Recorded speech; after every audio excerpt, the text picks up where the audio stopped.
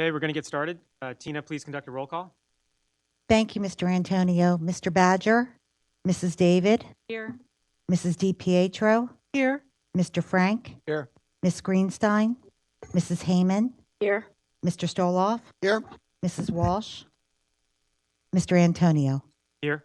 7 present, 2 absent.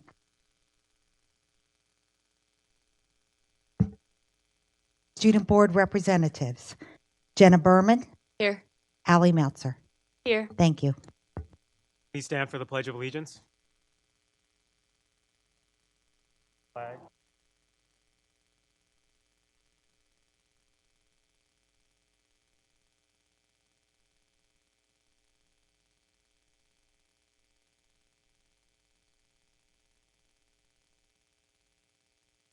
I'd like to welcome everyone to the April 1st, 2019 public meeting of the Wissahickon School District's Board of Directors. And for once, we actually did not meet in executive session prior to this meeting. With that, I'll move on to item number 2, which is a list of meetings over the past week. And I'll provide a brief update on the MCIU meeting later in our agenda. And moving on to item 3, upcoming meetings. We have a list of full slate of meetings over the next month. And since last week, there have been 2 additions to the list noted, bold font below. One of them is curriculum and technology on April 9th, and the facilities transportation. And next, I'll ask Gary to introduce our first presentation. Thank you, Mr. Antonio. So this evening, well, let me begin by the last board meeting we had. I spoke about the board goal number 1 that focuses on success and student success. And so, interestingly enough, tonight's focus from Lower Gwinnett is on leadership and student council. And it couldn't be more fitting tying into some of those particular characteristics we talked about at our last meeting: civic management, civic mindedness, communication, collaboration, and empathy. And I think you'll hear threads of that in our presentation tonight. So without further ado, Dr. Walsh.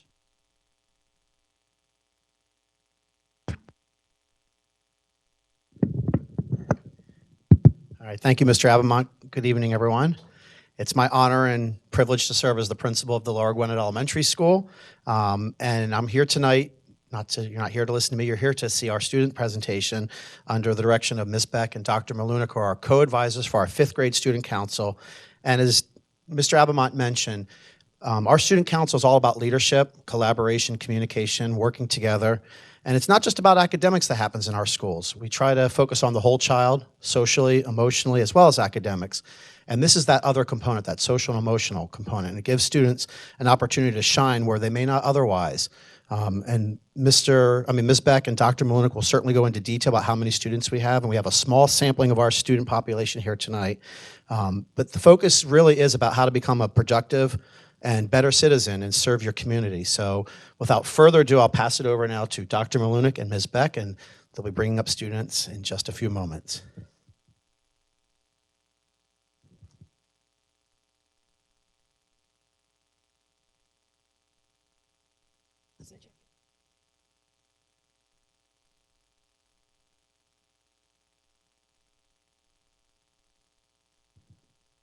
Hi, good evening. I'm Maggie Malunik, and this is. And I'm Taylor Beck. In 2017, an email came out asking for new representatives to lead student council. So I was hesitant at first, but then the more I thought about it, the more excited I got. And as any good mentor would do, Taylor at the time was my mentee, and so I encouraged her to join along with me and see if we could run the show. So currently we have 58 students that are interested in student council and that we meet with to do the things that our members are going to show with you today. So we kicked off our 2017 student council year last year, raising $5,500 for the American Red Cross for the hurricane relief. And in that moment, we realized that student council at Lower Gwinnett could be so much bigger than just the school.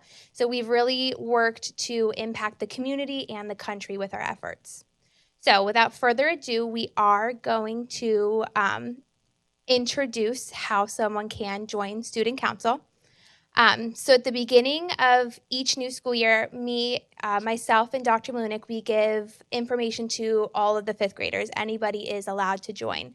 There is an application process, And we do collect the applications, and it really gives us insight into how students are already involved in the community, and it gives them an opportunity to share their ideas with us as well. So another thing that happened with that is we initiated the first career day. And on our first career day, we had such excitement that we even had one of the kindergarten teachers had her hair cut by a local beautician, which the students loved. And then we also had a variety of community members come in. One of the highlights would also be that some of the students got to meet Kristen Rawlings, who is the voice behind the snow day cancelizations, which was exciting. But when they go to join student council, here are some of the things that they're asked to inquire about. Why do you want to become a member of student council? What is one great aspect of Lower Gwinnett? What is an improvement you would like to make to Lower Gwinnett? What volunteer or community organizations do you admire? Why? What are some ideas you have for this year's student council?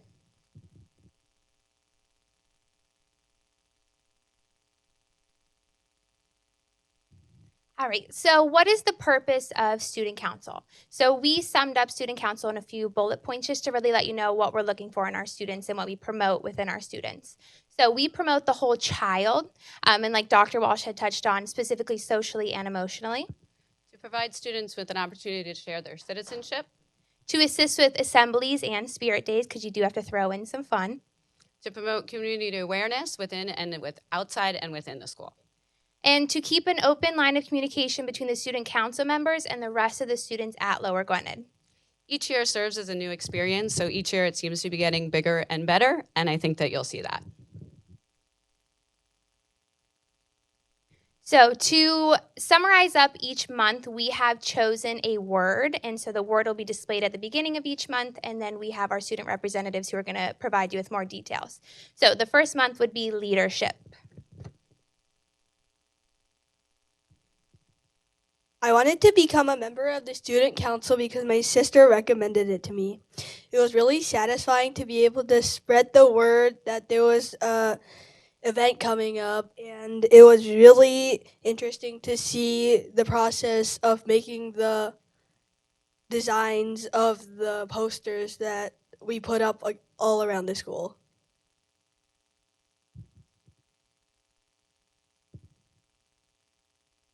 Appreciation. In October, we represented our favorite colleges by wearing different clothing to show what our favorite colleges were. For example, some people wore Penn State or Temple t-shirts. In student council, if you wanted to be a part to present a college fact on the announcements, you would write it down and either get it approved. At the end of the day, that person shared the answer on the announcements. For example, did you know Oregon's mascot is a duck? Also in October, we donated candy to a cause called Operation Gratitude. Every day, you would be allowed to donate some candy and drop it off at the lobby. Student council sorted all the donated candy we got every day. We all wrote letters along with the candy, and these letters were sorted out to soldiers. Doesn't getting candy make you feel good? Enjoy just like we hope the soldiers did.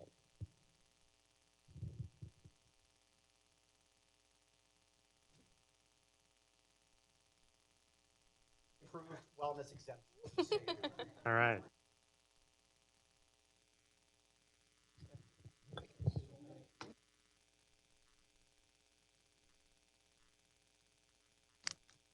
Next one is recognition. So in November, we had Mismatch Day where we put on our craziest clothes to be funny. After that, we paired up with another class in the school and made some new friends. My two grandfathers were in the military, and I always enjoyed when they told their stories at school. That made me feel super proud to have them in my family, and student council made that happen. School community. Normally, we would have to read, write, or do math, but Pajama Day gives everyone a day to relax. Dr. Walsh reads us a book called Pajama Day. We also get to watch a short movie. I love Pajama Day because I get to be cozy in my cool pajamas. Inspiration. So, in January, we had Career Day, where the whole school put on what they want to be when they grow up. I was a baseball player because a famous baseball player, who is Mike Trout, is a very good person and an inspiration to me. My friend's uncle came in as well. He's the general manager at Union Stadium. He talked about teamwork and told us about wearing the Eagles Super Bowl ring. It's cool to think about how far school can take you. Charity. We made a thing called a Super Bowl can collection. Each class made a prediction on how many cans the school would collect, and the winner would get an extra recess. We also would give the cans to the Maddie Dixon community cupboard, and then the people would get the cans. The hidden hearts.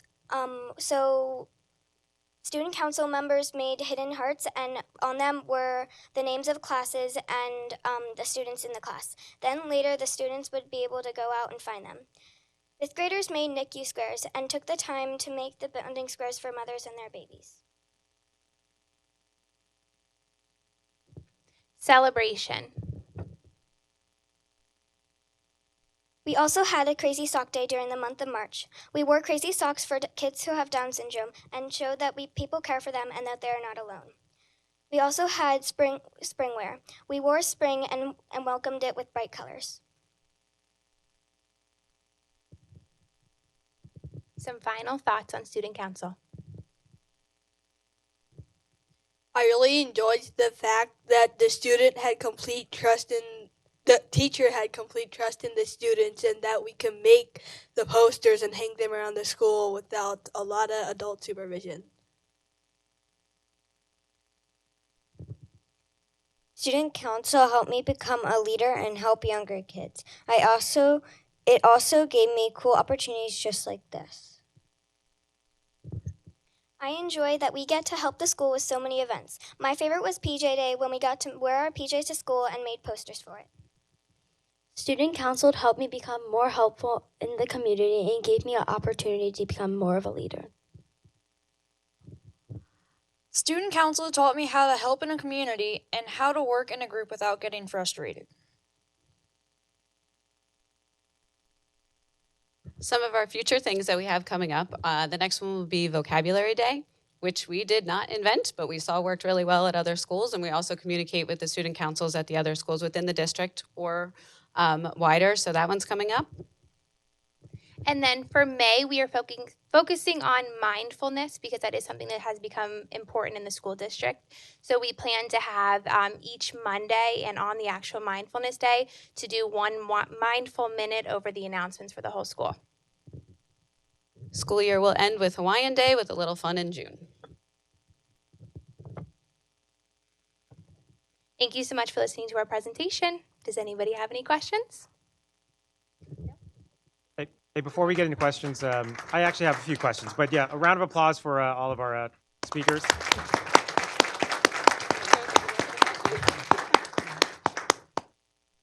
So, with your experience on Leadership Council, there's a lot of fun activities, obviously, that you guys get to do, and a lot of great community service type things. Have you guys had to make any difficult decisions for your classmates or for the school, or unpopular decisions? No? Not yet? Yeah. Yeah, I would say in the very beginning of the year, when they come in, we do like a brainstorm of any new initiatives that they'd like to bring. So sometimes we get one like no test, but they don't necessarily get to involve the student body in the answer of that. Actually, this is probably very popular with students, but unpopular with the adults.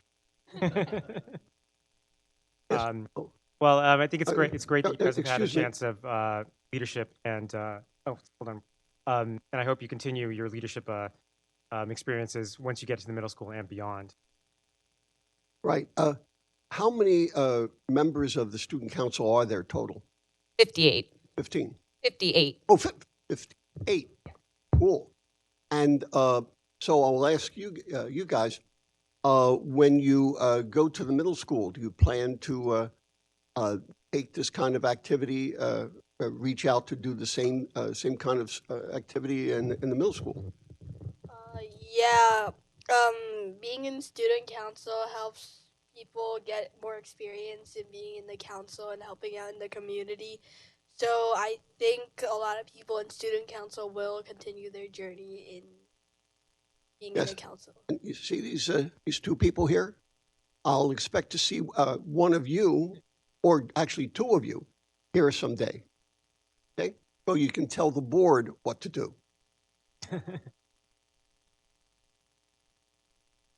Thank you all for coming. I know that you put a lot of time into your presentation, and we appreciate it. Thank you.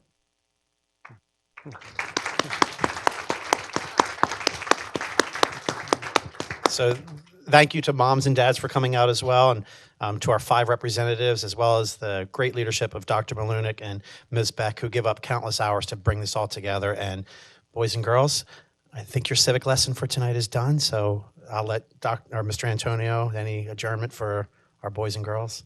Yeah, again, thanks to the Lower Gwinnett staff and students and parents for coming tonight and telling us a little bit about the Leadership Council. And we have a full agenda of a lot of other exciting topics. Not really. But I want to give you guys the opportunity to you know, gracefully leave and get on with the rest of your evenings. Thanks again for coming.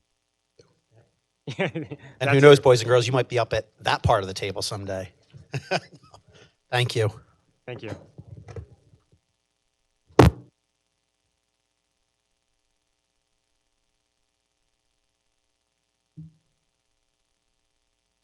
Okay, and we also have our monthly Wissahickon High School update, and we'll have 2 of our student board reps here to tell us about that, Jenna and Allie. Hi, everyone. Good evening. So on March 12th, Club and NHS teamed up for the blood drive, and that's something that I volunteered at, and someone in my homeroom actually did this for their grad project. And when I went for the shift that I saw, we had a great turnout, and a lot of people who came, but unfortunately couldn't give blood, were still super excited about it, and we had a great, very successful. And looking towards the future, on June 5th, seniors have their victory lap, and I know I'm super excited to go back to one last time, everything. And from what Dr. Blair's told me, it's a really fun time, and everyone's everything on the sidelines. Yeah, now Allie Meltzer, highlights.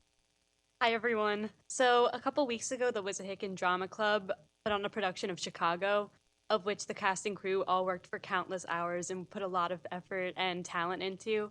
And I saw the production, and me and other classmates and community members were extremely impressed. And the talent of our classmates is really astounding. And juniors, just a couple weeks ago, participated in a financial literacy fair that was put on by parent volunteers throughout the district. And what happened is that all of us were given a job and an annual salary, and we had to cover expenses such as housing, transportation, utilities, clothing, furniture, basically everything. And what it did is it kind of prepared us for the future when we leave high school or leave college and have to manage for ourselves in terms of our finances. And it was really helpful, a little bit stressful, kind of realizing what I'd eventually be getting into. But at the end of the day, it was a good experience and helped to prepare me for the future.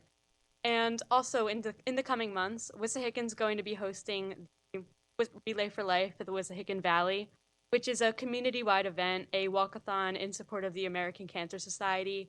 And what it aims to do is bring people from all around this Montgomery County together, students from Springfield, Upper Dublin, Wissahickon, GA, and a bunch of other schools participate and form teams where they raise money, walk around the track, and do activities to join the fight against cancer.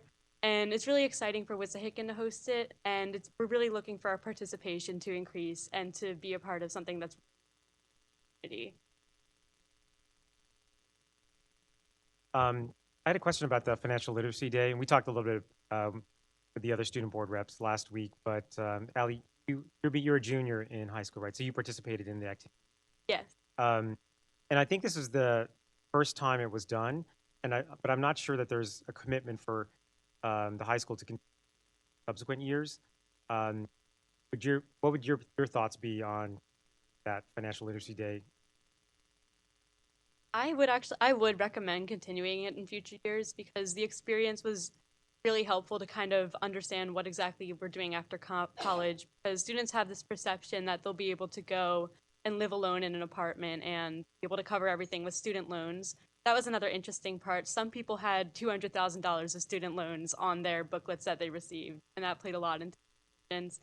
So it was very interesting and important to understand that even sometimes you can't even afford a Netflix subscription. So Hard. I think it's and for just things like that, understanding that every little thing goes into kind of surviving on your own, it was really helpful to see that for ourselves in high school. Great. And were you surprised that there was more month than there was money? Not necessarily surprised, but I definitely realized it when it came to actually covering all of the expenses that I hypothetically had. All right, thanks for the update. Any other comments? Joe, just want to just reassure you that the event is scheduled for again for next year. So we have it, it's going to be recurring. All right, great. You heard it here. Thanks again for the update, Jenna.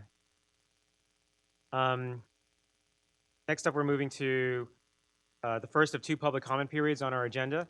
And this one is for comments on agenda items only. We have several speakers who I believe are here to speak on the same topic, and is item 15H8 on our agenda, which we'll be voting on tonight, related to the memorial statue. And instructions for speakers are included on our agenda, and one of the items it says there that a maximum of 5 people may be allowed to speak on the same topic. And I have a total of 6 speakers who have signed up to speak about the memorial statue.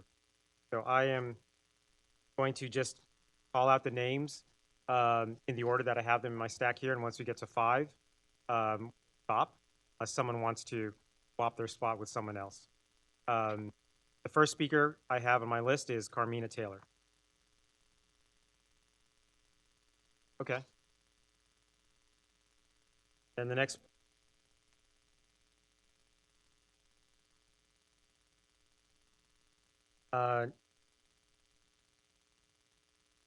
Marty, yes, I see someone, Marty Stewart.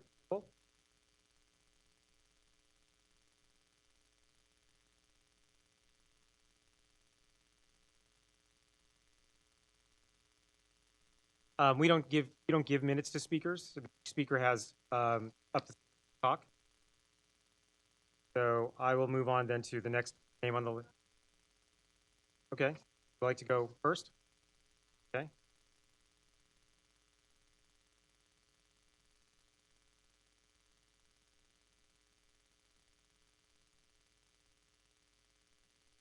My name is, again, Marty Stewart Kimball. I am actually the president of the class of 1989. And in our history at Wissahickon, we have been a very diligent and dedicated class, very committed to the community. Many of us are still anchors in the community, South M1. However, the person that has been the most tireless is Carmina Taylor. She has taken on many class projects for us, including our multiple and many class reunions, and has done a very good job of creating opportunities for us to continue to be involved and to recall and be mindful of our classmates who have passed on and transitioned in many ways, and to kind of keep that spirit alive, togetherness, connectedness. And she asked us to participate with her in creating, developing a sculpture. And to a person, because Carmina asked us, we are willing. Many of us are at a distance, but those of us who could be here tonight wanted to come out and show that we stand behind Carmina and with her, and also want to memorialize our classmates and do something positive and impactful also for the school community as well, so that students today can see that there's still a linkage to the school, a connectedness that can be reflected in years proceeding, okay, and continuing in that spirit, because you have one anchor in life starting out, and usually that's high school. But over time, people get busy with their lives and don't look back. Carmina has continuously looked back and tried to find ways for us to stay connected, and every class should want that. Every class, your class, the young people that were here tonight, they should want a champion in their class, among their ranks, who will always ring the bell and heed the call and reach out as needed to get people to commit to very positive community. Thank you. Thank you.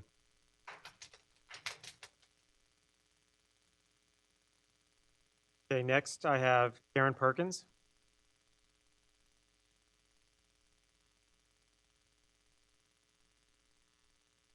Hi, I'm Karen Perkins. I'm at 1145 Longhorn Circle in Bluebell, Woodpayne Township. So I am a member of the class of '89. I am also a parent. My son goes to Bluebell Elementary in second grade. I've definitely made a lifetime commitment to the Wissahickon School District as I've grown up here. Went to school here from first grade at Stony Creek till we graduated in '89. Got my first job here at Henkels and McCoy in the district, and I'm still there.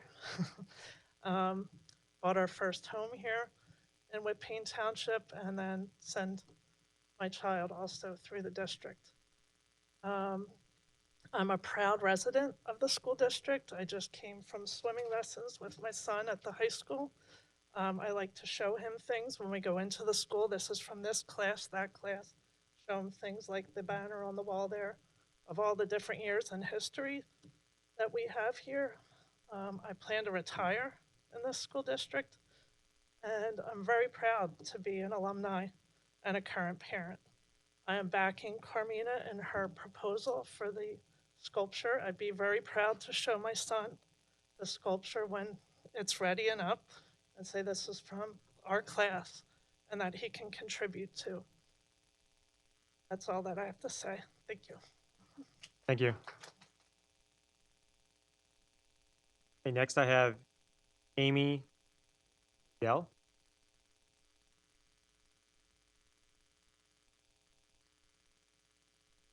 Good evening. I'm short. I am Amy Nadell. I live at 1461 Golden Drive in Dresher. I am actually a resident of Upper Dublin, but a member of the class of 1989. I too am here to back Carmina, and I want to echo what both Marty and Karen said. I'm a little baffled why Carmina even needs all of this support from us, but she does. And if all of you could have seen the back and forth among our class on the Facebook group that we've created, there are many more people that wish they could be here tonight to support her. But this is something that's going to beautify the school, that is something that our class wants to do to commemorate our class and to honor loved ones that have passed. And I guess it confuses me sometimes why we're caught up in minutia and why Carmina has to have such a hard time about something so beautiful. I don't know that there are many other classes in past history in Wissahickon that take the pride and the effort that Carmina surely has done on our behalf. I don't think other classes have the reunions that we have, and I think it's really a shame that we're like squishing her spirit by not celebrating this as something beautiful that this class wants to do. And I watched and listened to the last board meeting, and I commend the board members that stood up for us and that think that this is a good cause. So please, I hope you will consider doing this, and I back Carmina 100%. Thank you. Thank you. So saving the final slot speak for Carmina, I have two more speakers, and is there a preference between Britt Horn or Tia Parker would like to speak?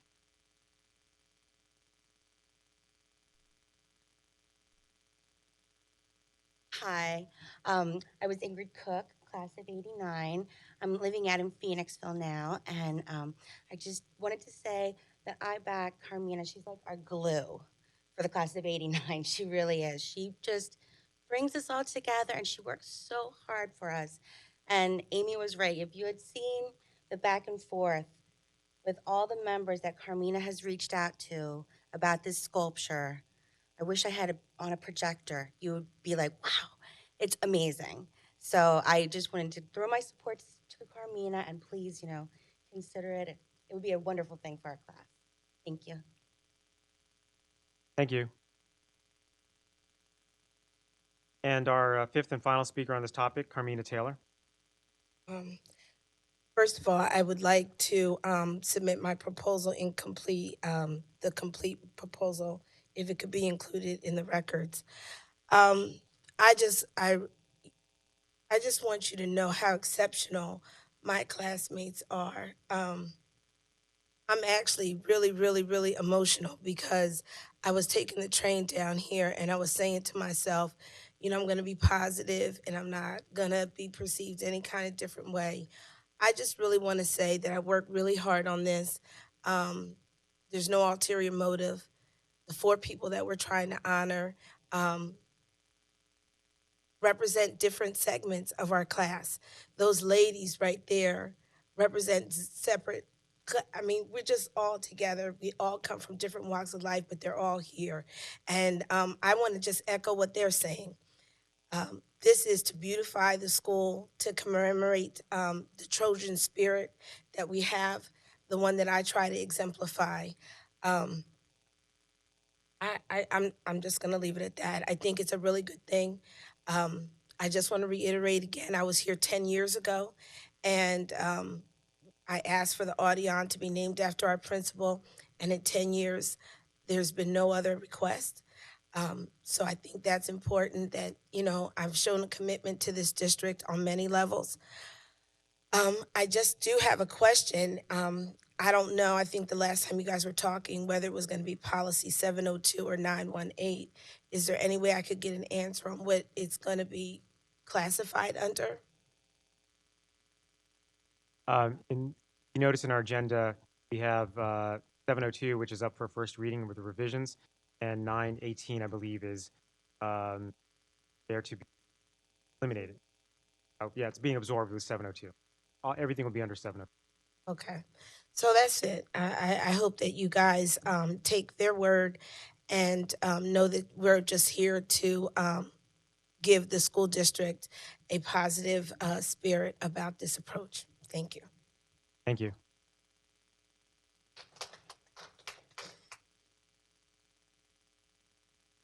Okay, next up then we have the report of the board president. And I have one informational item I just want to mention that several of us attended the National School Boards Association conference in Philadelphia this weekend. National School Boards Association, or NSBA, has a conference annually in different cities across the country, and they just so happen to have it here in Philadelphia this year. So several of us went down there this weekend, and it was a good time overall. I think a personal highlight for me was able to hear the keynote address from Sir Ken Robinson, who is a noted speaker in the education space and has fantastic TED Talk that's like legendary from 2006. I think is one of the popular or most viewed TED Talks on the site, like nearly 57 million. So he kind of kicked things off on Saturday morning and had, I think, a really inspirational speech, but also funny as well. And got to sit in on a number of different workshops and sessions. I personally went to the session that highlighted lessons from high poverty, yet high performing districts from around the country, and trying to tease out learnings that we could possibly hear in Wissahickon from some of our students that are economic. In addition, Bronny and I saw a session with the National Teacher of the Year where she gave a talk on the art of teaching. Had some interesting insights and sort of boiled things down to power and the importance of relationships. And then finally, I went to another session that was mainly about the power of using comparative data from peer districts to help persuade, drive change. So overall, the sessions were interesting and informative, and insightful with some ideas I think we can bring back here, and I'll be talking to Kim and Wade about later. In addition, we had a chance to rub elbows and interact with board members from across the country. I personally met board members from Alaska and California, and a number of board members locally here from Upper Dublin, Happer, Horsham, and Radnor.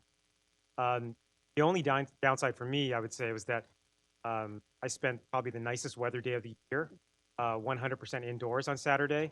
But other than that, it was time for all. Any of the other board members who also attended, comments or give any thoughts? Yes, it was a rewarding experience. This is my second national convention, and I was very happy I was able to seduce most of the board members to go down and to attend it, because one person, there are hundreds of sessions, and there's just no way one person can get any kind of meaningful information. But with all of us going to multiple sessions over multiple days, it reduces the effect of trying to drink from a fire hose to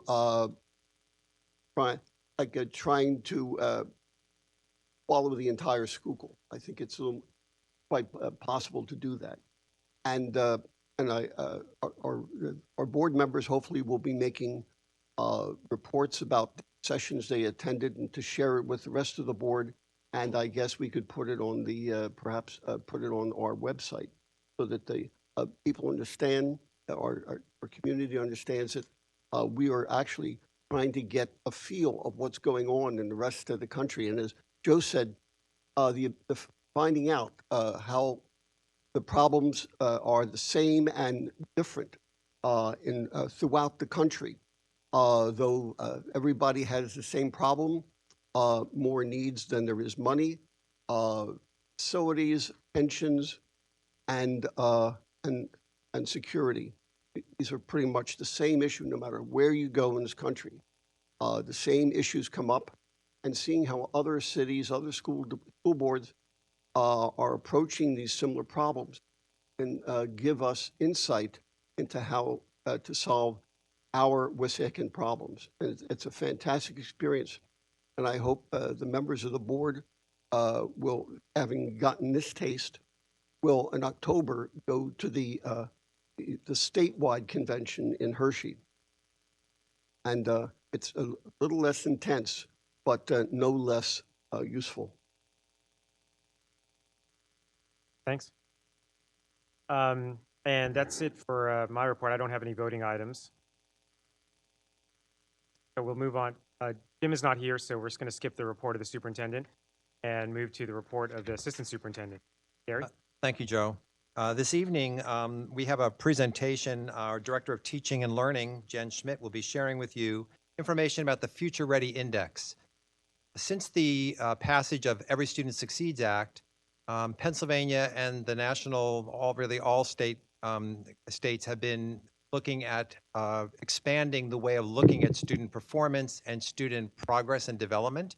And so you will see in this presentation some of those changes and the way the states have begun to open up some of their indicators to give a broader view that's more comprehensive than simply an achievement test score. The achievement scores are not being diminished, but they still have a role, but there are other factors that are in this as well. So, Jen? Thank you, Gary. Good evening, everyone. So as Gary mentioned, tonight I'm going to be providing the board with just a brief overview of the Future Ready PA Index. The index is the replacement for the school performance profile, and it's the state's new mechanism for reporting on school progress to stakeholders across the state of Pennsylvania.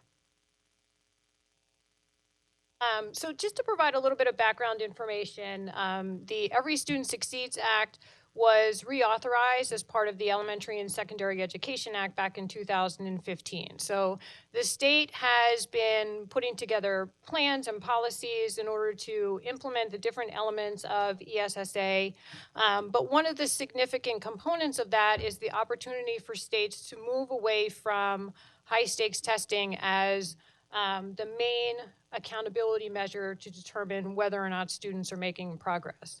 So even though we're still required to administer state assessments in grades 3 through 8, and then we have the Keystone exam as an end of course assessment for Algebra 1 and biology and literature, there's less emphasis on using that data as the one most significant indicator of success for the schools. So AYP and No Child Left Behind is gone by the wayside. The state has taken steps, this is the second year, to try to reduce the impact of testing. So the number of sections of the test and the amount of testing time that's in place has been reduced. We have testing starting in a couple of weeks.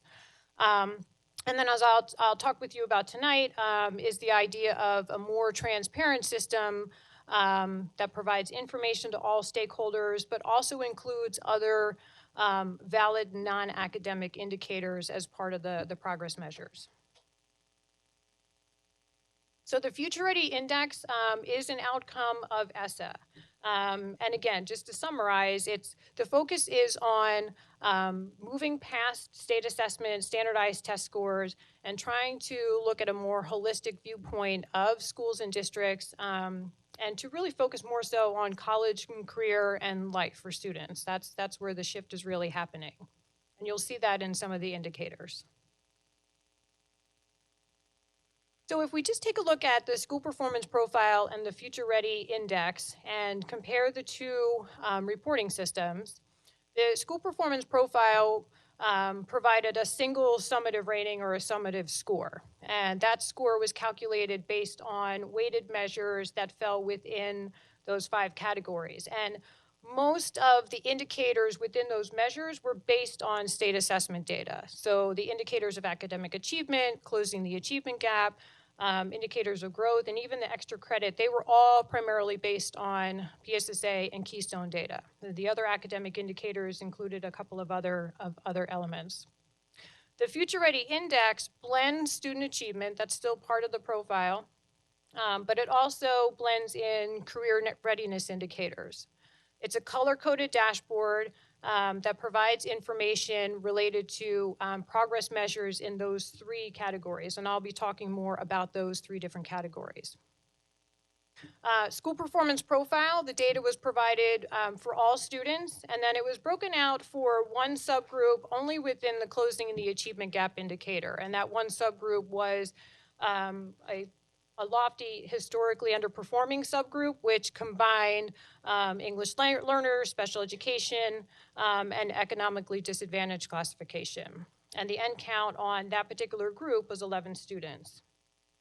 The Future Ready Index not only reports for all students, but it also reports and disaggregates for all of the federally required subgroups. So that includes racial and ethnic demographic subgroups, English learners, economically disadvantaged, and then special education or students with disabilities. And the end count on any of those particular groups is 20 or more. So the major comparison, obviously the school performance profile with that summative rating was really the one indicator to compare scores across schools. So looking at that one SPP score and how you compare to other schools across the state. With the Future Ready Index, the comparison is more so based on the individual measures. Looking at how schools are doing in relationship to statewide standards, 2030 goals that are outlined for certain indicators as part of ESSA, and also other indicators that have been added, including the option for districts to self-report on certain measures. So we're going to focus primarily on the Future Ready PA Index and talk with you more so about the different measure categories. So the Future Ready Index, the 3 different categories, you have state assessment measures, OnTrack measures, and college and career measures. And as I mentioned, it's a color-coded dashboard. And the color coding is indicative of schools' progress related to the 2030 goals or the statewide standards. So a blue color-coded indicator means that you've exceeded that 2030 target or that statewide benchmark. The green color coding means that you are either on track, so those 2030 goals have incremental benchmarks set up each year. So you're either on track meeting those indicator benchmarks, or you've met just the standard benchmark. And then finally, red just means that you haven't met that overall goal, and you're not on track at the moment to make progress. And then there are up and down arrows that provide comparative information to last year as far as an increase or a decrease. So within that first measure, the state assessment, that is where the data related to PSSA and Keystone exams lives. So you have percent of students that are proficient or advanced on the different content area assessments. You have the extent of growth that's attained on those assessments in the different subject areas. So they are all color-coded indicators. And then you have the percent advanced on the PSSA and Keystone, and that's just an informational piece of data that's provided by the state. The OnTrack measures look at English language proficiency. So every year, our English learners are required to take a proficiency assessment. It's the WIDA Access assessment. So that particular indicator is looking at the growth that students have attained. And so proficiency for them is determined based on the amount of growth as compared to their existing language level at the start of the year. Attendance, the state is reporting on attendance from the lens of chronic absenteeism. So chronic absenteeism is defined as being absent 10% or more of the school year. So the state is reporting the rate of attendance for students who are meeting that 90% threshold or more. And then the grade 3 reading and the grade 7 math indicators. So this is an interesting one where the state is only reporting that as informational data points. We are currently reporting that as PSSA data. However, there are two indicators that the state has provided some criteria on for us to potentially use locally based assessments.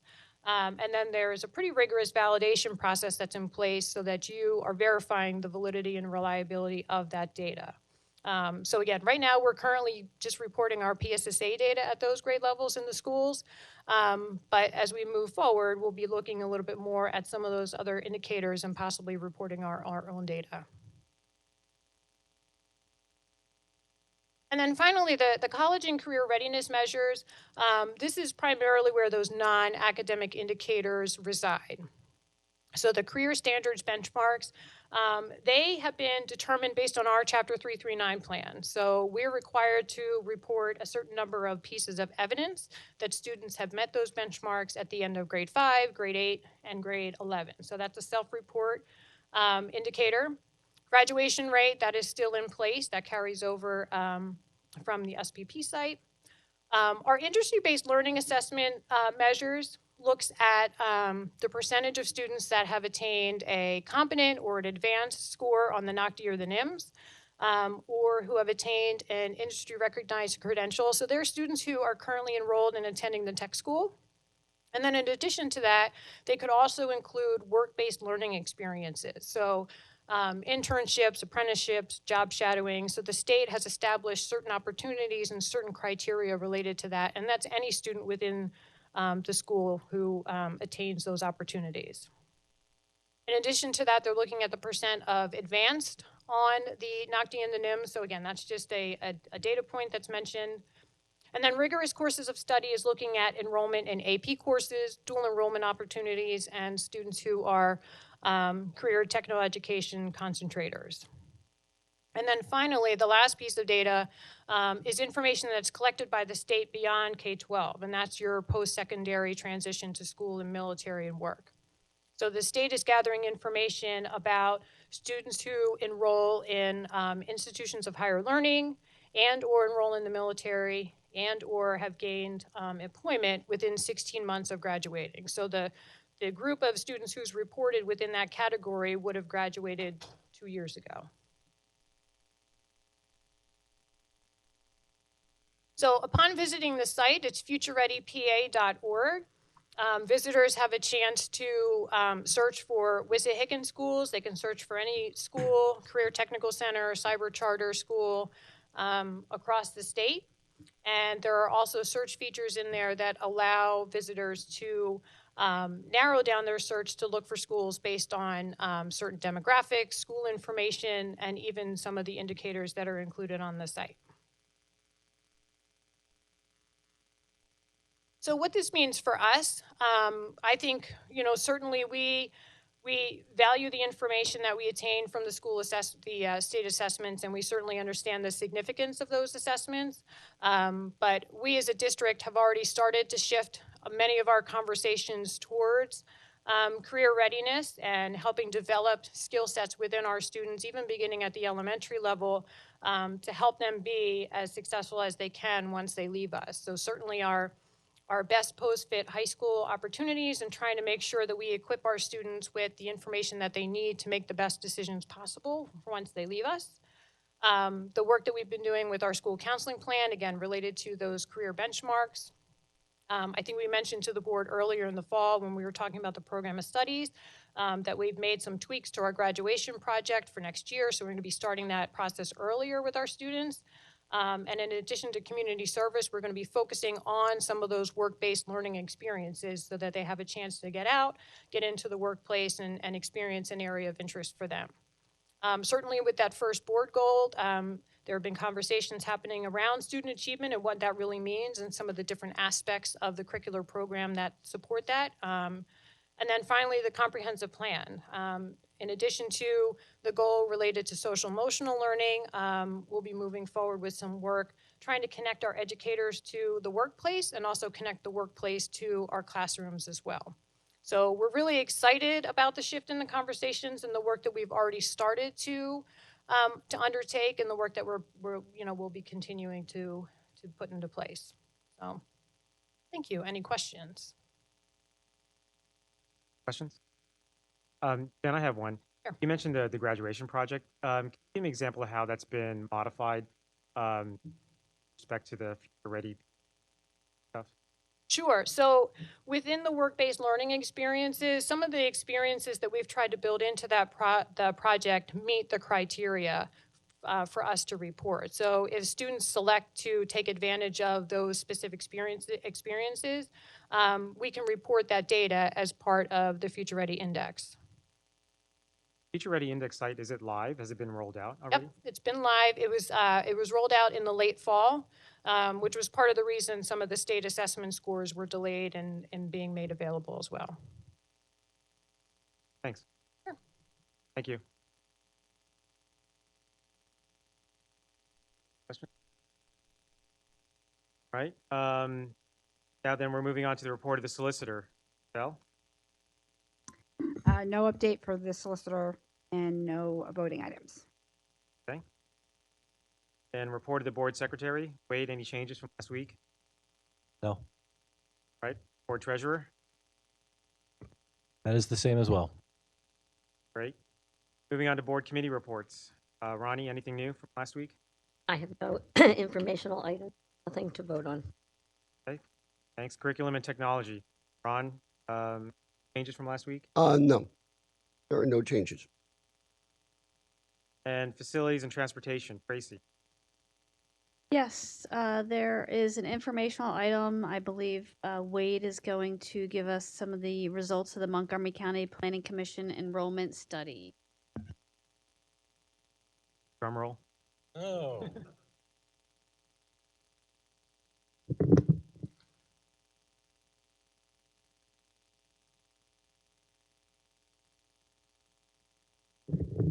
So Dr. Crisfield plotted this in white and cream so that it would be legible for everybody, and we're very thankful for that. So the additional information that is provided, Montgomery County Planning Commission provided this. We met with them last Wednesday, and their approach is actually different than Decision Insights. Their Montgomery County Planning Commission bases their jumping off point for kindergarten from live birth. So they did historical analysis of the live birth and the ratios that grew into kindergarten. And then from kindergarten, truthfully, most of their retention rates are actually very, very similar to what we've had internally for many years. It's a 5-year retention cohort. They also looked at a lot of housing data, which eventually will be providing, they're finalizing their report, and we will put all that information onto the website so everybody can see it. It's updated through more currently than the original Decision Insight with additional developments. It's sort of the conclusion from their standpoint of the housing, both starts and turnover, is essentially that they don't believe that it's going to have a significant impact to our future, so that essentially they look at all the housing and then they could change the ratios in the existing years, and they've decided not to. So they've looked at a lot of information. It's provided for the public, which everybody will eventually see. But at the end of the day, they decided not to change the ratios going forward from that information. Sure, Ron. Have they considered housing turnover as what we've seen as large numbers of people moving into our district because we are a very attractive district? Yes, they actually, I don't think anybody is able to probably do what everybody would like, but they do get to the edges of that, and there's a section on that you'll see in the report. But again, the net is they looked at all this information, but they decided that it isn't historically, what is going to happen in the future isn't going to be different than what has happened historically, and therefore they didn't change the ratios. Good question. Sure. The red, yellow, blue, and dotted. Which one is the county's projection? Yep. So just about to go into that. I think I've given you the background information about how they did it, and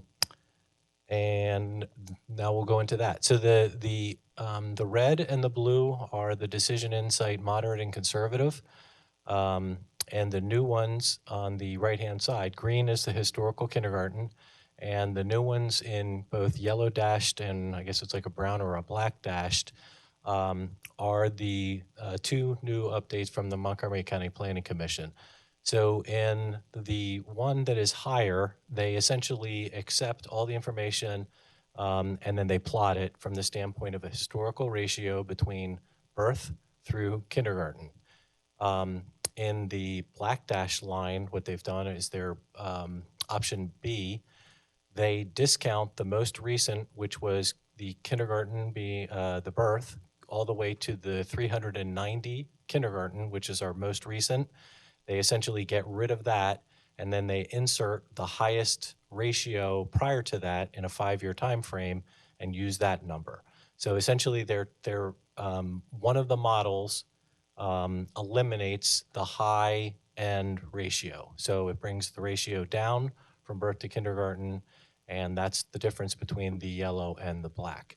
That's actually, I can verbally tell you it's a little bit complicated, and it's easier when you actually see the numbers. But essentially, Mr. Antonio, at one of the presentations, I think, talked about, is the 390 an outlier?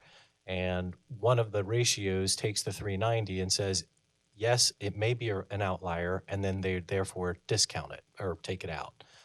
So the other one, they don't do that. Those are the differences between those two. Because they are using kindergarten from live birth, you can see that the squiggly line for the first 3 or 4 years is based on birth information, and then after that, there is no birth information because those children aren't born yet. So that is why at some point they become very, very flat lines going forward. And those are the years that there is no information. So they do a historical 5-year average, and then they go from there, and that's why it's flat. So by being flat, and obviously when you see the blue, it goes down, you'll also see that going forward, that these new projections from the Montgomery County Planning Commissions end up being at the very, very end in the middle of our estimates. Are there any questions on that? So this is just the kindergarten. It's really not significantly different than what we've already seen. Lower in some years, higher in some years, and the average going forward is between the two. This is the projection shown throughout the 10-year time frame, and we have the red staying, the blue staying, and the new ones are the yellow and the brown or the black. The yellow and the say black stay lower for a certain period of time, and then as we talked about, over a period of time, the blue would continue going a little bit lower, and because the kindergarten is going to remain static, the yellow and the black are going to stay static as well going forward. I think that actually is very likely the jumping off point at 2418 and the other number where those lines would remain static or steady going forward. So again, more information, not considerably different than the blue line is going forward. Wade, will this be shared at the next capacity meeting? Yes, so it's going to be shared an awful lot. We have focus meetings where we'll talk about it. We also have called for a special facilities meeting on April 22nd, and that's where we're going to hash out some of these numbers, and we have to jump off and start making at least plans for where we think that the facilities are going to be driven based on these numbers. 60, sorry. Mm-hmm.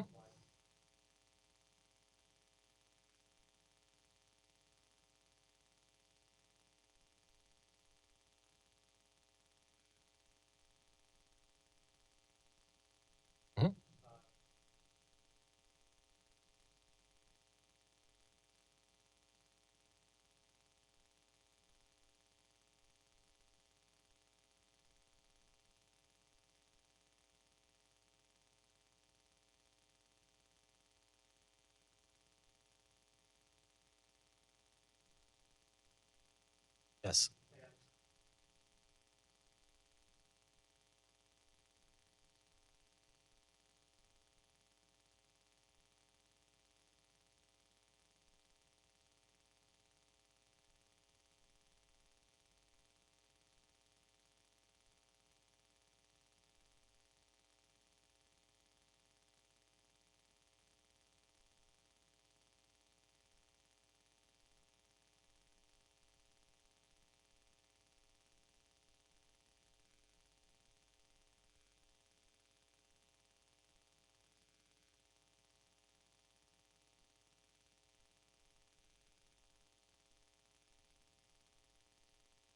That was not a question, was it?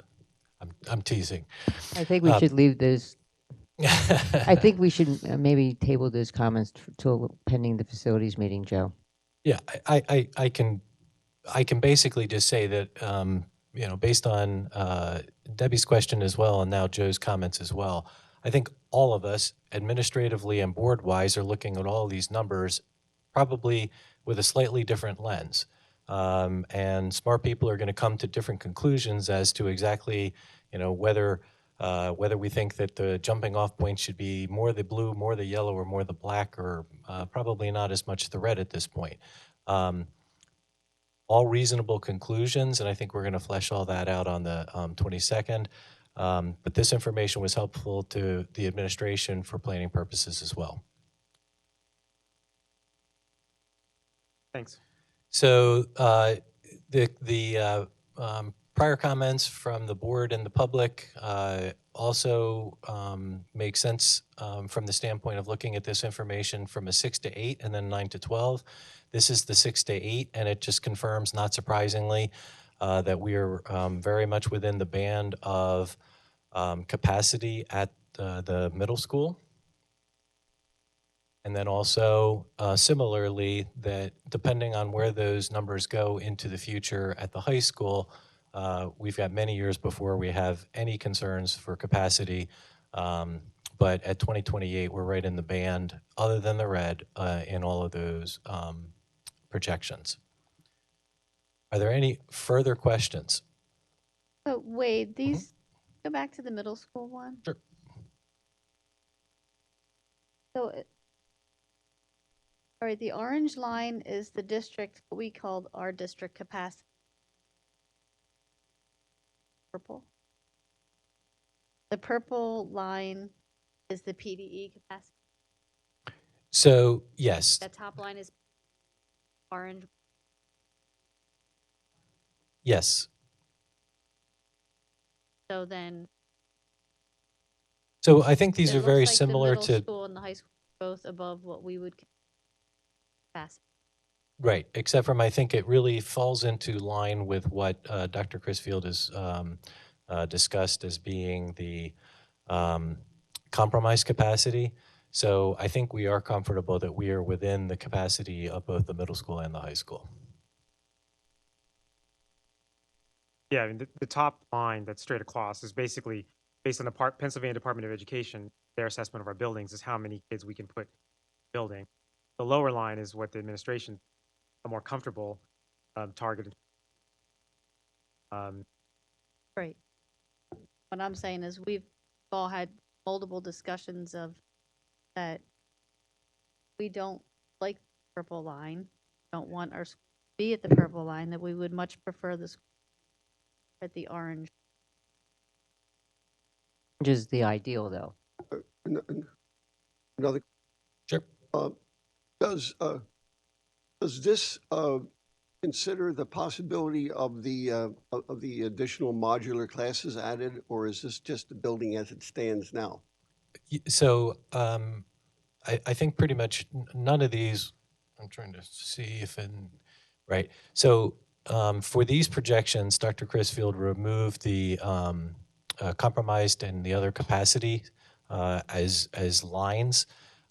Prior to when we had produced these graphs, and more when we did it at Stony Creek, which is where the modulars were, we had never included the modulars because we believe them to be temporary.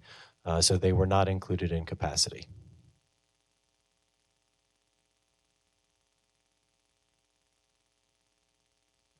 Did you have a follow-up, Ron? How temporary is temporary?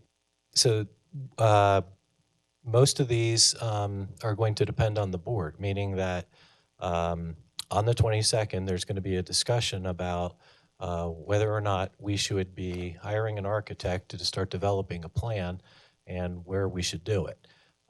We've talked about the fact that a construction time frame is very likely to be, even if we get going now, probably a 3 or a 4 year time. So modulars are going to be needed we're estimating in Dr. Crisfield's prior charts, a 4 year time frame. And then when additional capacity comes on, we'd be able to remove modulars. If the board were to make a decision to make no facility changes or additions, obviously the term of the modular would be significantly longer.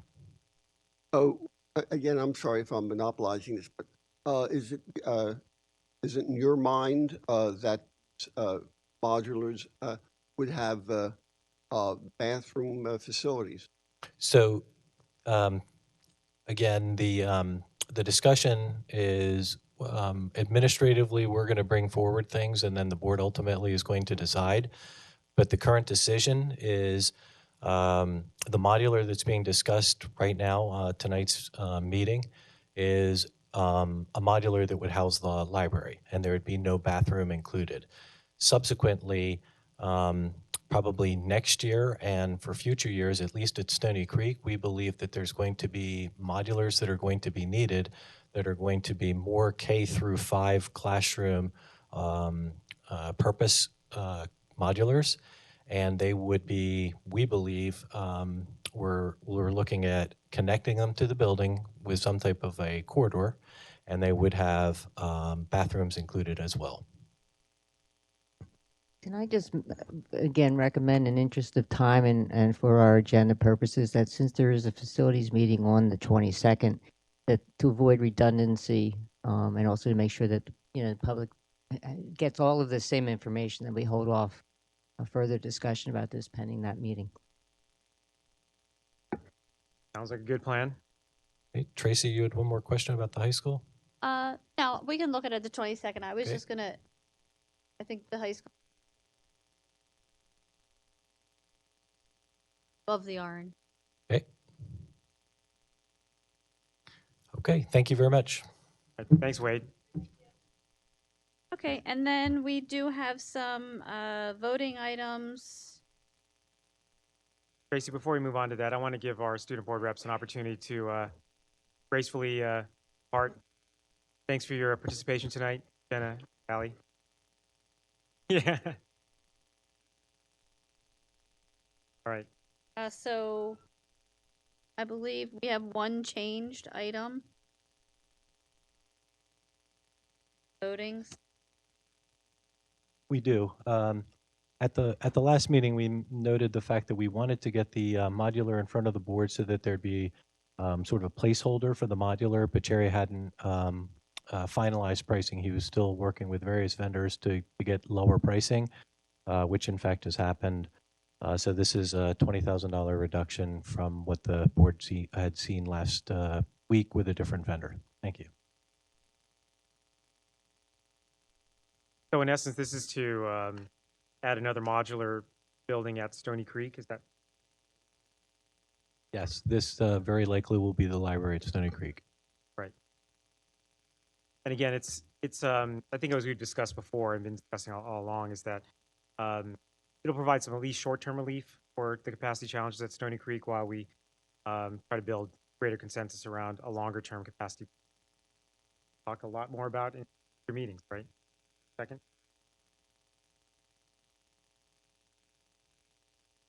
Okay. That's we have the. I'll make one note that item 15H8, which we had talked about last week, is the one tabled item from previous month related to the Class of 89's memorial statue. I'm going to be pulling that out for a separate action by the board. And with that, we'll move on to the Finance Committee. David, any changes from last week? We don't have anything new from last week.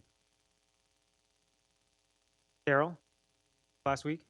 Nothing new. I will just say that next Monday, we have the Policy Committee has a meeting here in this room at 5:30, and we do have two voting items which have not changed. Thank you. Thank you. So I guess I should mention the upcoming meetings that we have regarding the K-5 capacity. Yes. We have April 9th. We have a meeting at Shady Grove at 7 p.m. And then on April 23rd, I guess April 22nd, we would have the facilities meeting at 6:30, and that would be here. And then April 23rd, we have another K-5 community meeting, and that would be at Lower Gwynedd at 7 p.m. Thank you. Report of the Personnel Director. Kathy, can you tell us what's changed since last week? Just one additional resignation item on the K1 sheet, and then some changes to our co-curricular appointments, but they're all in bold. Right. Report of Board Representatives. Extracurricular, Tracy. And last Wednesday, we had the MCIU Board of Directors meeting. The primary thing of note there was that we spent some time getting presentations from architectural and design firms talking about a major renovation that the MCIU is planning for their old headquarters building on Main Street in Morristown to accommodate growing pre-K and early intervention programs. The overall project is going to be about $10 million, so it's a pretty significant investment. But they have that project fully funded with capital reserve funds.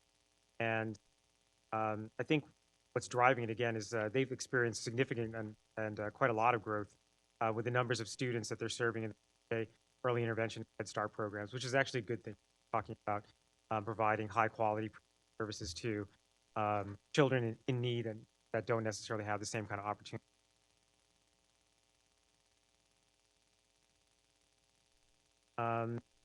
MCIU Legislative Committee.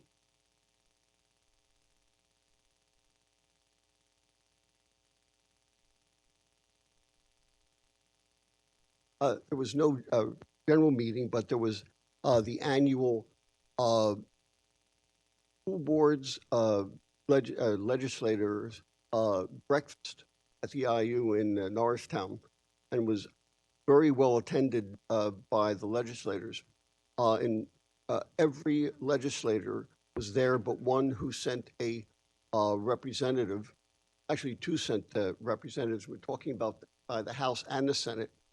And there was one congressman, even though he, in Bucks County, he still reaches into Montgomery County. I'm talking about Fitzpatrick.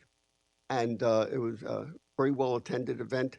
And the main subject of the event was charter schools and the incredible drain it is on school boards throughout the state, and with a particular focus on the cyber charters, which sound really great, but none of them are performing at the acceptable level of progress for the students. And there was the point was made that there's a game that they play with special education. Students who are regular ed in the public school, when they they become part of a charter school, they are suddenly deemed special education. And with special education, you then get not the standard fee, but what costs would be entailed in special education, which can be upwards of and beyond $23,000 per student. And interestingly enough, by some amazing coincidence, the most common special education classification is speech, which interestingly enough is the least expensive of all special ed categories, service, but they still get the same amount. And there are attempts right now in the legislature to try to amend this, the charter school law, and there are you have a chance to talk to your legislator.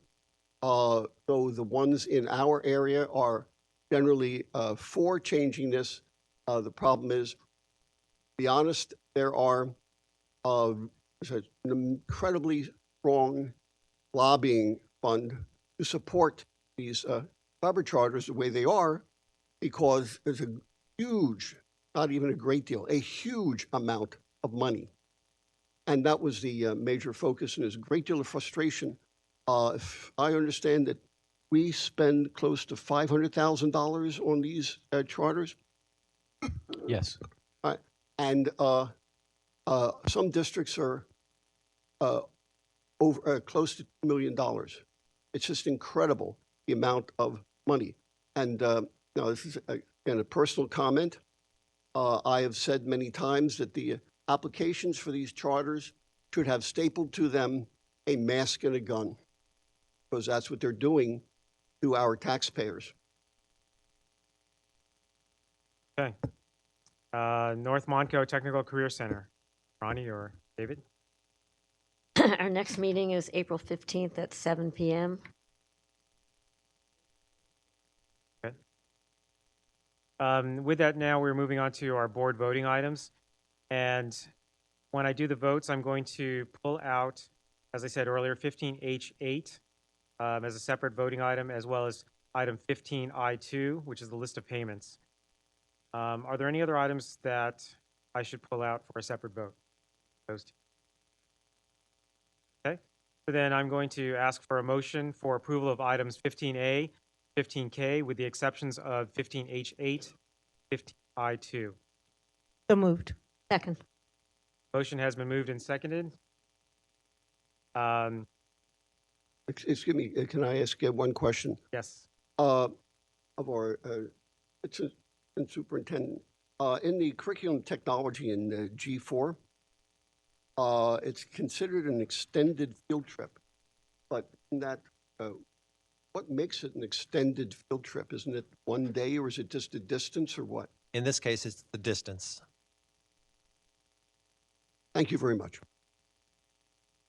Okay, the motion has been approved and seconded. All those in favor say aye. Aye. Any opposed? Motion passes. Now I'm going to, so 15H8 was tabled at our previous meeting. So I'm going to first ask for a motion to, what's the term, untable it? Yes. Move it from the table? Put it on the table. Can I have a motion to take 15H8 off? So moved. So moved. Second. Motion has been moved and seconded. Any comments? All those in favor? Yeah, yes. Okay. Oh, we also take, Yeah, we're not voting yes or no yet. Sorry. All those in favor, say aye. Aye. Opposed? Okay, so that item is now off the table and it is up for vote. Okay, so, right. So now what we're going to be doing is voting yes or no on the approval of the memorial statue for the class of 19. I have a motion. Yeah, I'm gonna ask for a motion for vote. Before we actually, I'll open it up to. So first, can I have a motion to motion for item 15H8? So moved. Second? Okay, the motion has been approved, has been moved and seconded. Now, comments or questions about item 15? May I? Yes. Okay. You've heard that I am for this, and you heard members of the class of '89 speaking here tonight in support of this statue. It will cost the school district of Wissahickon nothing. It will be a advantage that people can, as they walk by in the courtyard, they can see this artwork.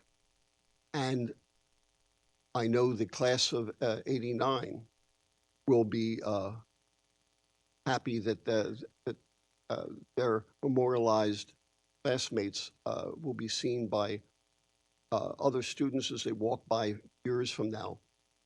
And I think we should accept this award, this gift rather, and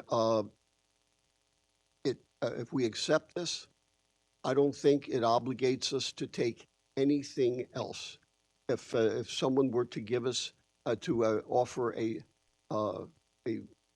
piece of Malithorpe's artwork, don't have to accept it.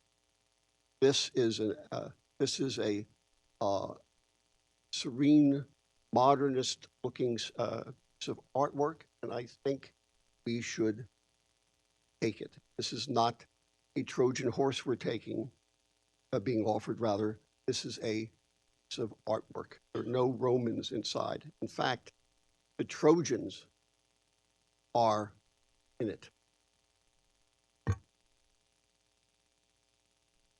Okay, anyone else? David? Yeah, if I may, I'm in agreement with Ron. I'm still in favor of accepting the gift. I still think it's a generous and aesthetically pleasing addition to the school. Public art, I think, is beneficial, and it could serve as an inspiration to the art classes, the art students that we have. I appreciate that we don't all agree on whether or not we should accept it, and we all have valid reasons, I think, for that. I would hope that if whether we decide to accept it or not, that the sculpture will be built, and if it's not at the high school, perhaps, or on Wissahickon property, then perhaps it can find a broader audience elsewhere in the community, where I'm sure it would appeal to lots of folks still, lots of meaning.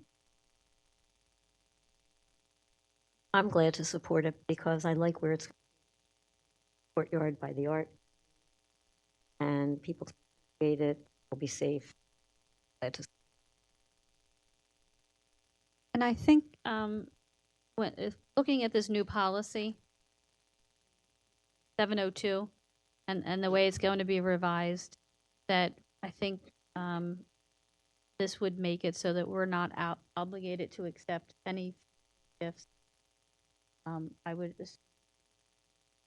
guess I should ask our lawyer this question. If we accept this gift and we have a policy that then states that we do not have to accept any gift, would we be able to, or if there was a gift that wasn't, would we then decline that gift? Under the current policy and the proposed amendments to the policy, it is within the board's discretion to accept or reject any gift.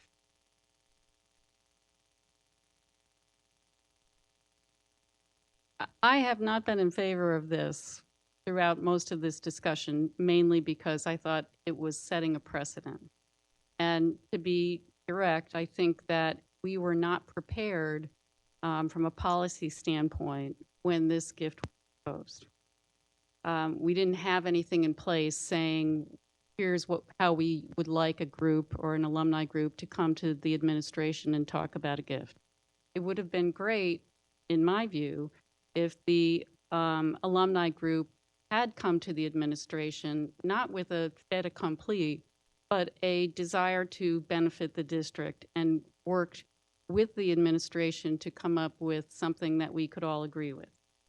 I do think, though, that if we are to approve this tonight, in my view, it will be with the condition that this is not a precedent-setting gift, and we are doing this because this group of alumni came to us when we really didn't have a policy, and they've advocated in a very aggressive and positive way to have this gift made, and with the understanding that going forward, any group that does come in will be subject to a new and revised policy in which we state very clearly how we are going to look at these gifts going forward. So that's my view of it at this point. I would be inclined to accept the gift with those conditions. So my feelings, I think, were similar to Pat's, is that for me, this is less about whether or not I like the artwork, whether or not it's a sincere gesture from class of '89. And it's really more about the precedent of accepting a donation from an outside group that doesn't have any functional purpose for the school district itself. It doesn't serve the school district. It memorializes folks who are no longer students. It doesn't have a functional purpose. It's more aesthetic. That in the future, if more of these came up, because we had accepted the first one, it would be difficult, I think, for us or future boards to say no to any other one. On what basis, other than a personal preference or some issue with the donors or whatever, that it opened up the board that risk. And in essence, almost like obligates you then to accept future aesthetic, non-functional installations or sculpture or artwork that will want to on school district. So, I mean, I'm sort of empathetic to the appeals of the folks who've come out here in favor of the memorial statue. I don't dispute the sincerity of the gesture. But again, for me, it's more about longer term and bigger picture about what this decision would represent. So for me, I'm still not in of accepting the donation. But as a governing body, it's majority rules. And if the majority of us feel we should accept it, then it'll be accepted and we'll move on. I think at the policy committee meeting, we spoke about any gift coming to the district would have a useful educational purpose. And I still agree with that. I don't believe it's for us to decide what is good art, what is not good art, what we like, what we don't like. I don't think it has anything to do with what we like or don't like. Thank you. You know, again, I've made my position clear at a number of other board meetings, and I feel based on our discussion at the policy meeting, and in fairness to, going forward, no matter what I personally think we should or shouldn't do is irrelevant as much as trying to maintain some kind of a policy that future boards can make decisions. And if we make a decision this evening, knowing that that is where we're heading with our policy, it would be, I think, in Congress to make that decision tonight to approve this, knowing where we're headed with the change in policy. So I would have to maintain my, my opinion that we not approve this. Any other comments? There is one thing.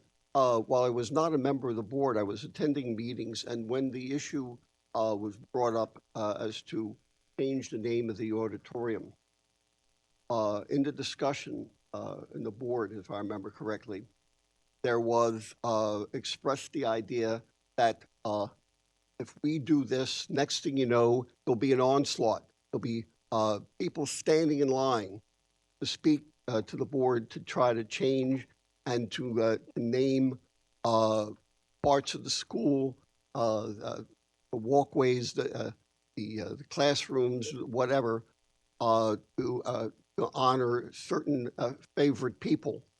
And as has been brought up by Carmina, hasn't happened. I think sometimes we are too hesitant to accept something because of what might happen. But with the change in the policy, we do not we take this. We do not have to take anything else. And as I also mentioned before, I've been in many schools, old and young, and I walk down the hall and I see busts of Socrates and Washington and Lincoln. These are not practical. They don't serve an educational purpose. They don't, most teachers do not take their students out to into the hallway and discuss the artwork of this sculpture, the Socrates. But it has an effect on the climate of the school. Art does that. Good art, bad art. But what doesn't help the school is no art. I just want to ask one more question, just to get down to the nitty gritty on this. Has the alumni group agreed, first of all, determined what the expense is involved in putting this piece of art on the property, and have they confirmed that they're able to? I did not talk numbers with them, but I have a commitment from them that they will pay all costs. So we would not have any cost associated with it because, frankly, if they didn't come up with the money, it would not happen. Okay, with that, are we ready to vote? Okay, I'm going to ask for a roll call. Mrs. David? I'm going to vote in favor. Mrs. DiPietro? No. Mr. Frank? Yes. Miss Greenstein? Mrs. Heyman? Yes. Mr. Stoloff? Most definitely, yes. Mrs. Walsh? Yes. Mr. Antonio? No. 5 yes. 3 no. Motion passes. Okay, so we're moving on to 15I2, the approved list of. Can I have a motion to approve that item? So moved. Motion has been approved and seconded. Comments? Yes, I will be abstaining from this vote due to my employment with one of the vendors. I will submit my abstention in writing. Okay, noted. All those in favor say aye. Aye. Any opposed? Motion passes. Okay, and that's it for our voting items this evening. So we're at the second of our public comment periods and on any school-related topics, and we don't have any additional speakers. So with that, I'll move on to board comment. Any comments from my fellow board members?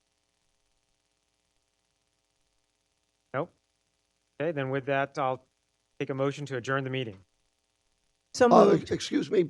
Yes. I know this is an irritating thing, but here I am again. An opportunity.